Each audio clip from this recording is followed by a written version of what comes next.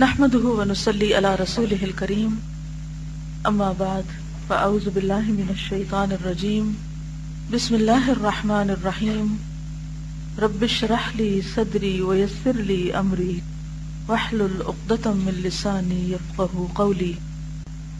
فصل 48، گناہ قلب اور نفس مطمئنہ۔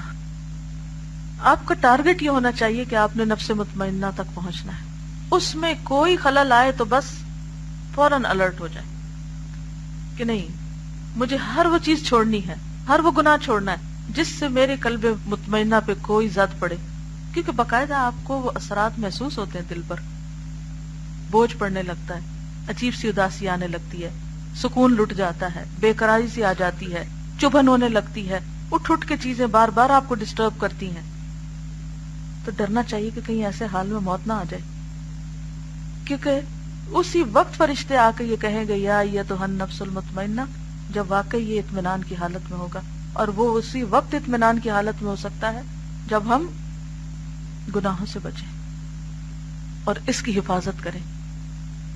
معاصی کی ایک سزا یہ بھی ہے کہ گناہ بندے کے معاد اور معاش، معاد ہے واپسی کی جگہ، نہیں واپس لوٹنا آخرت میں، معاش دنیا کی ضروریات میں خلل پیدا کر دیتے ہیں۔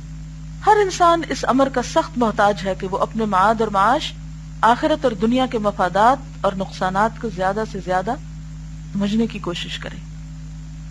گناہ اس معرفت اور سمجھ سے انسان کو قطعاً محروم کر دیتے ہیں۔ کس سے محروم کر دیتے ہیں؟ آخرت اور دنیا کے مفادات اور نقصانات کو زیادہ سے زیادہ سمجھنے سے۔ یعنی گناہوں کی سزا کیا ہے کہ انسان یہ نہیں سمجھ پاتا کہ کون سا کام اس کے لیے زیادہ فائدے کا ہے، کیونکہ نفس غالب آ جاتا ہے نا، تو بعض اوقات ہم سے وہ کام چھڑوا دیتا جو ہمارے لیے انتہائی فائدے کا ہوتا ہے، ہم تنگ آ کے گھبرا کے چھوڑ دیتے ہیں اور نچلے درجے کے کام کرنے لگتے ہیں کہ جس میں اجر مارا جاتا ہے انسان کا۔ جو کام جتنا مشکل سے ہوتا ہے اتنا اجر ہوتا ہے، لیکن مشکل کام صرف وہ کر سکتا ہے جس کے اندر صبر ہوتا ہے، وہی جم کے رہ سکتا ہے، اور جو اللہ کے لیے کرتا ہے، جو بندوں کے لیے نہیں کرتا۔ ورنہ تو ہم وہ کام پسند کرنے لگتے ہیں جو بندوں کو نظر آئے، جس پہ ہمیں تعریفیں ملے، اور پھر ہم بھی خوش رہیں اور بندے بھی خوش رہیں، چاہے آخرت میں اس کا کچھ خاص اجر نہ ہو، اور بندوں کی تعریفیں لے لے کے سب یہیں گنوا کے چلے جائیں۔ تو ہمیں اس سے بچنا ہے اور اللہ سے مانگتے رہنا ہے کہ اللہ وہ کام کرنے کی توفیق دے جو تجھے پسند ہو، خواہ وہ مجھے مشکل بھی لگتا ہو، لیکن میرے لیے اس کو آسان بھی کر دے۔ تو اللہ کی مدد سے مشکل چیزیں آسان ہونے لگتی ہیں، لیکن یہ سمجھنا بے حد ضروری ہے کہ دنیا اور آخرت کے اعتبار سے فائدہ مند کام ہے کون سا، کہاں سے زیادہ پروفٹ مل سکتا ہے، کہاں سے زیادہ نفع ہو سکتا ہے۔ آپ دیکھیے کہ یہ بات تو بچوں کو بھی سمجھ میں آتی ہے اگر وہ تھوڑا سا سنس سے کام لے۔ کل میرا بیٹا مجھ سے پوچھتا ہے کہ اچھا مجھے وہ کام بتائیں جس میں سب سے زیادہ نیکیاں ملیں۔ میں نے کہا تم سوچو، بتاؤ مجھے تم کیا سوچتے ہو۔ سوچ کے کہتا ہے کہ اچھا وہ کام جو ملٹی پلائی ہو، یعنی وہ کام اتنا نہ ہو بلکہ بڑھتا جائے۔ تو میں نے اس کو وہی آیت سنائی ذاکر نائک کی زندگی کو جس نے بدلا تھا، وَمَنْ أَحْسَنُ قَوْلًا مِّمَّنْ دَعَا إِلَى اللَّهِ وَعَمِلَ صَالِحًا وَقَالَ إِنَّنِي مِنَ الْمُسْلِمِينَ۔ اس سے اچھی بات کس کی ہو سکتی ہے جو لوگوں کو اللہ کی طرف بلائے اور خود بھی اچھے کام کرے اور کہے کہ میں مسلمان ہوں۔ اب لوگوں کو اللہ کی طرف بلانا، ہم سمجھتے یہ صرف لیکچر دے کے ہوتا ہے، ایک ٹپیکل سا ہمارے سامنے رول ہے نا، یہاں یہ کتاب پڑھ کے سنائیں گے تو پھر یہ اللہ کی طرف بلانا ہے۔ وہ ایک میل میں نے بھیجی تھی 80 ways of دعویٰ، 80 طریقے دعوت اللہ کے، لوگوں کو اللہ کی طرف بلانے کے۔ It's not only reading books to people یا کوئی لیکچر درس، وہ تو ایک ذریعہ ہے ہی ہے، لیکن اس کے علاوہ بھی بہت سارے۔ یہ اس وقت ہوتا ہے جب انسان حریص ہو جائے کہ کسی بھی موقع، کسی بھی جگہ، کسی بھی سچویشن میں جہاں لوگوں کے ساتھ انٹریکٹ کر رہا ہے وہاں ان کو اللہ سے جوڑتا رہے، اللہ کی طرف بلاتا رہے، اللہ کی یاد دلاتا رہے۔ چاہے آپ سفر کر رہے ہیں، چاہے آپ کھانا کھا رہے ہیں، چاہے آپ کوئی بھی کام کر رہے ہیں، تو پھر وہی بات ہے نا، سمجھنے کی یہ ضرورت ہے کہ فائدہ کیسے کیسے ہو سکتا ہے، کس کس طریقے سے ہو سکتا ہے، لیکن ٹارگٹ کیا ہے کہ لوگوں کو اللہ سے جوڑنا ہے، بس یہ زندگی کا مقصد ہے، جو بھی طریقہ ہو، ذریعہ مینز کوئی بھی ہو سکتا ہے۔ تو گناہوں کی وجہ سے انسان کو یہ سمجھ نہیں آتی کیا کہ دنیا اور آخرت کے اعتبار سے کون سی چیزیں فائدہ مند ہیں اور کون سی چیزیں نقصان دہ. گناہ اس معرفت اور سمجھ سے انسان کو قطعاً محروم کر دیتے ہیں. ان امور کی تفصیل سب سے زیادہ وہی جان سکتا ہے جو معاد اور معاش کی معرفت رکھتا ہو. معاد لوٹنے کی جگہ اور معاش دنیا. سب سے زیادہ قوی، عقل مند اور زیرک یعنی باریک باتیں سمجھنے والا وہی ہے جو اپنے نفس اور ارادے پر غالب اور حاوی ہو. غلطی کیوں ہوئی تھی؟ ارادے کی کمزوری سے. تو عقل مند کون ہے؟ جو ارادہ مضبوط کر لے کہ کر کے ہی چھوڑنا ہے، نہ کسی کی باتوں سے پیچھے ہٹنا ہے اور نہ ہی نفس کی خواہشات کی وجہ سے نیکی اور اچھائی کے کام چھوڑنے، اور اپنے ارادے کو اسی جگہ استعمال کرے جہاں اسے نفع مل سکے اور ان چیزوں سے باز رہے، ان چیزوں سے باز رہے جن سے اسے نقصان پہنچتا ہو. اور اس بارے میں لوگوں کی ہمت، معرفت و ادراک، مقامات اور منزلیں مختلف اور متفاوت ہیں، یعنی ان میں فرق ہے، درجے ہیں.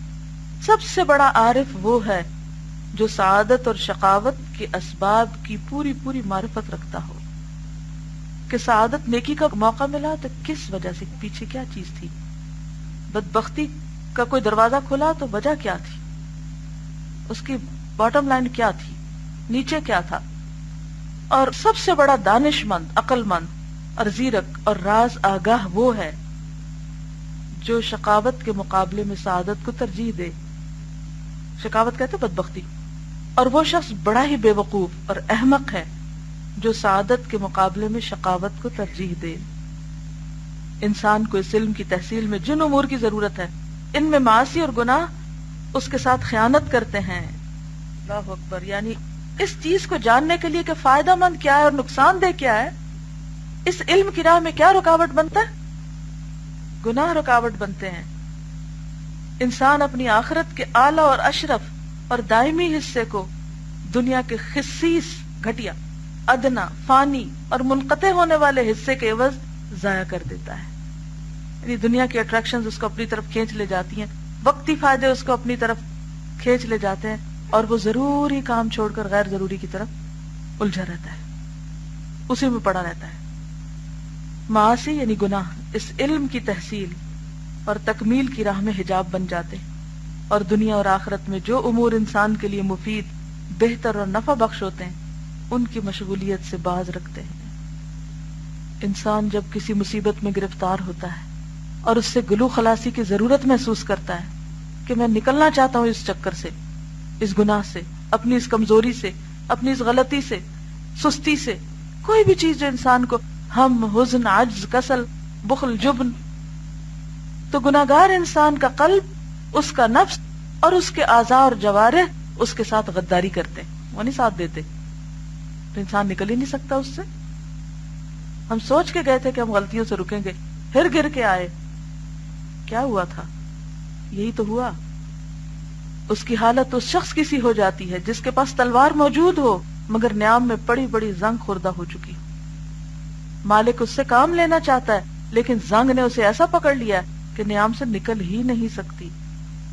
کبھی آپ نے زنگ آلود چیز کو الگ کرنے کی کوشش کی ہو تو آپ نے دیکھا ہوگا کس قدر مشکل ہوتا ہے، کس قدر مشکل. ایسی حالت میں اس کا دشمن اس کے سر پہ آ جاتا ہے اور اسے قتل کر دینا چاہتا ہے، اور وہ اپنی تلوار کے قبضے پہ ہاتھ ڈالتا ہے، اسے کھینچتا ہے لیکن وہ نکلنے کا نام نہیں لیتی اور دشمن وار کر کے اس کا کام تمام کر دیتا ہے.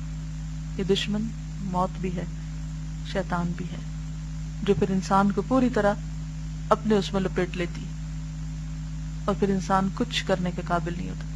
خیر اور بھلائی کے دروازے بند کر کے کم تر پہ راضی ہو جاتا ہے، اور افسوس یہ کہ اس جانتا بھی نہیں کہ وہ کیا کر رہا ہے. انسان کے قلب کی بھی یہی حالت ہے، گناہوں سے زنگ آلود ہو جاتا ہے، معاصی سے وہ اپاہج ہو جاتا ہے، ہینڈیکیپ. اسے جب دشمن سے لڑنے کی ضرورت پیش آتی ہے تو مقابلے کے لیے اس کے پاس کوئی چیز نہیں ہوتی. انسان جب کسی سے جنگ کرتا ہے تو قلب اور قلب کی طاقت ہی کے ذریعے جنگ کرتا ہے، قلب کی قوت ہی سے حملہ کرتا ہے، قلب ہی کی طاقت سے اقدام کرتا ہے. جسم اور جسم کے اعضاء تو قلب کے تابع ہوتے ہیں، اور جب قلب کے پاس جو جسم اور جوارح کا بادشاہ ہے قوت اور طاقت نہ ہو تو وہ مدافعت ہی کیا کر سکتا ہے اور کیسے کر سکتا ہے؟ اور پھر جب کہ بادشاہ ہی سرے سے نہ ہو تو انجام کیا ہوگا؟ چلیے اتنا ہی کافی ہے. اللہ تعالی ہمارے حال پہ رحم کرے. سبحانک اللہم و بحمدک نشہد ان لا الہ الا انت نستغفرک و نتوب الیک. السلام علیکم و رحمۃ اللہ وبرکاتہ.